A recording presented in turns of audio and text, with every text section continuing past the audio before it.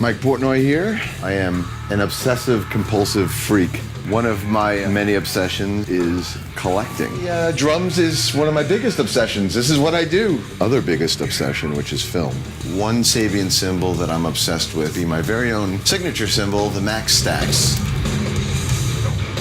The coolest things in my life, but also one of the most dangerous things in my life, is how easily I can become obsessed with things that I like. And when I'm into something, it's full-blown. I don't casually get into anything. Here we are in my home theater. Most musicians opt for a home studio. I opted for the home theater because in addition to music, which is obviously one of my biggest obsessions, as I am a musician and a musical artist, when I come home, I want to surround myself with my other biggest obsession, which is film. I've always been into film since I was a kid, and I have my top 10 directors along that wall. On the other wall, I have like my other top 20 directors, and then beyond that, I have another wall of DVDs, which is just A through Z of everything else. And my taste is pretty eclectic, but I tend to not like typical Hollywood action stuff. My taste is more into independent stuff, foreign films, just quirky kind of styles. Like I said, once I'm into something, I become obsessed with it. And if I discover a new director, I see one of his films, then I immediately have to go out and collect every DVD that he's made. And I mean, if you were to look at the walls here in my theater, some of my favorites of all time are up on the walls. Clockwork Orange, one of my all-time favorites. In fact, I have Malcolm McDowell tattooed on me because Stanley Kubrick is my all-time hero. So I could relate to the role of a film director because he's the person that's going to oversee everything. My role all those years in Dream Theater was very much like that, overseeing everything. I can watch a Stanley Kubrick film or a David Lynch film or a P.T. Anderson film and just study the craft of it. To look at the way the cinematography and the editing and all of those elements, I can relate to them as a musician and as an artist, and I apply it to what I do with music.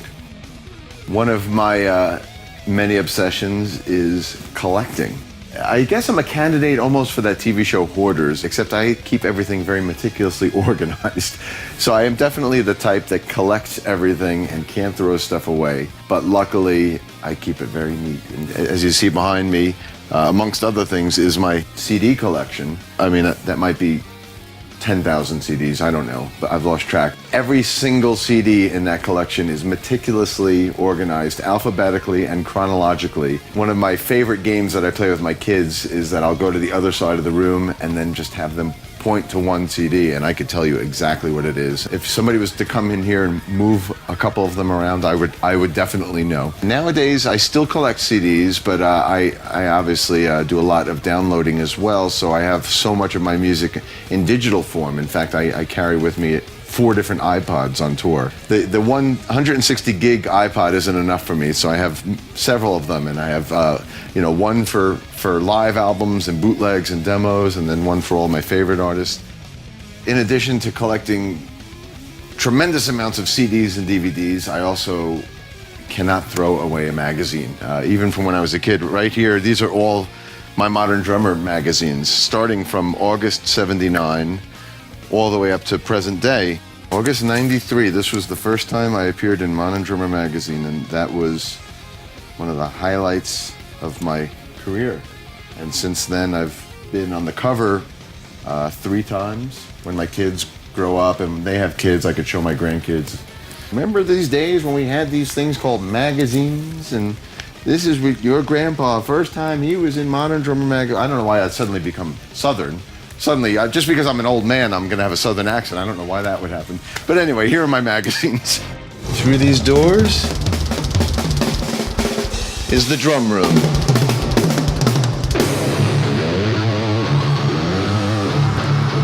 Obviously, drums is one of my biggest obsessions. This is what I do. I hit things. What's on display here is 3 of my tribute kits. I have my John Bonham tribute kit, which Tama made for me when I did my Hammer of the Gods band. This is my Keith Moon tribute kit, which Tama made for me when I did my Amazing Journey tribute band. And this is my Neil Peart tribute kit, signed by Neil. Thanks, Neil. And this was the kit that Tama made for me when I did my Cygnus and the Sea Monsters tribute band. And all three of these kits are exact replicas to Neil and Bonzo and Keith Moon. And all three were so much fun to play, and all very, very different. You know, the classic Bonham setup, the completely wacky, untraditional Keith Moon setup, and then of course the classic mammoth Neil Peart setup. So three very different worlds. And then in addition to three of my heroes, I of course have to have one of my own kits back here. So back here is, this was the kit I used on Dream Theater's 6 Degrees and Train of Thought tour. It's the original Siamese Monster, as well as heads from the different bands I've played in through the years. Liquid Tension Experiment, Transatlantic, Avenged Sevenfold. So really this is a real drum heaven or drum hell. Actually, this is like drum purgatory. This is where drums come when they're waiting to find out if they've been good kits or bad kits.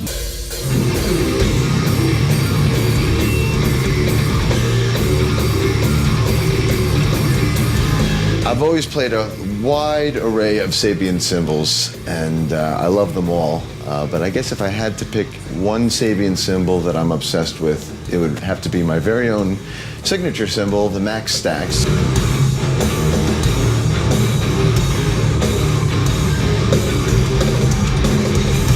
This is the low Max Stax, the 12 and 14, and it comes in three. It comes in a low, medium, and a high. But I would say the low, which is the 12 and 14, is probably the one that I utilize in every setting I'm playing in, whether it's, you know, a progressive band or a metal band. It's the one that really cuts through. The first time I heard stacked cymbals was from Terry Bozzio. And at the time that I developed my Max line with Sabian, named after my son Max, by the way, at that time, Terry didn't have the radius cymbals that Sabian now offers. So I wanted to develop a set of stacks of my own. And in addition to being able to ride on them or play accents with them, I mean, those kind of double bass patterns, which is a big part of Terry's style, and it has become a big part of my style as well. The stacks were great for that, and I have 3 sets of stacks on my kit, so I can actually do a lot of double-handed, you know, accents between the kick drums and the snare and the stacks. And I've always loved stacked cymbals because they're kind of the perfect combination of a China cymbal as well as a percussive, you know, effect cymbal. So the stacks really cuts through. You could kind of ride on it like a China or a ride, or you could do accents on it. And it's one of those cymbals that just carries through no matter what project or band I'm playing with.